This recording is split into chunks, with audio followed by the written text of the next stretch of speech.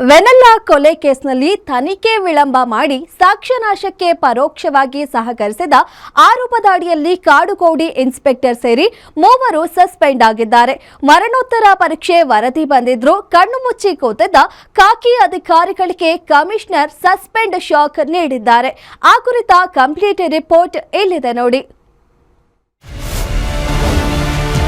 ವೆನೆಲ್ಲಾ ಕೊಲೆ ಕೇಸ್ನಲ್ಲಿ ಪೊಲೀಸರಿಂದ ಕರ್ತವ್ಯ ಲೋಪ. ಕಾಡುಗೋಡಿ ಠಾಣೆ ಇನ್ಸ್ಪೆಕ್ಟರ್ ಸೇರಿ 3 ಸಸ್ಪೆಂಡ್.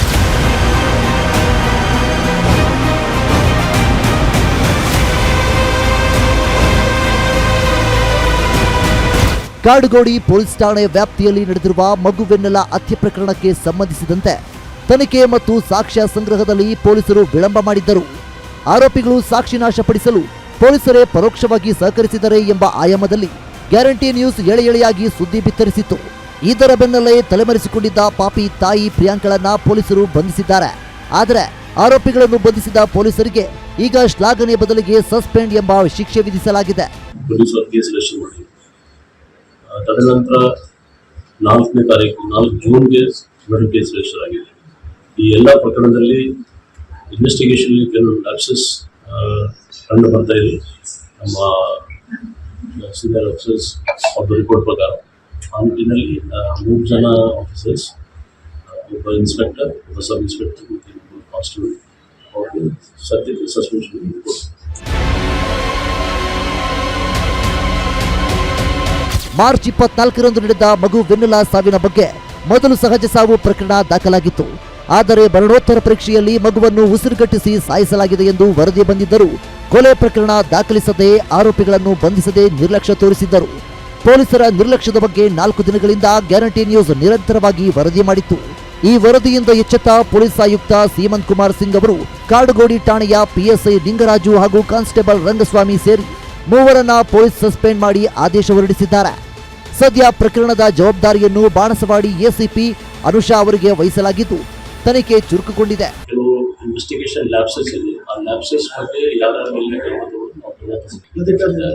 ರಿಪೋರ್ಟ್ ಅಲ್ಲಿ ಇಂಟೆನ್ಷನ್ ರಿಪೋರ್ಟ್ ಬಂದಿದೆ. ರಿಪೋರ್ಟ್ ಪ್ರಕಾರ ಓದ್ಕೊಂಡಿದ್ದೀವಿ. ಇಂಟೆನ್ಷನ್ ಖಂಡಿತ ಸರಿ ಇರ್ಲಿಕ್ಕಿಲ್ಲ. ಅದಕ್ಕೋಸ್ಕರ ಈಗ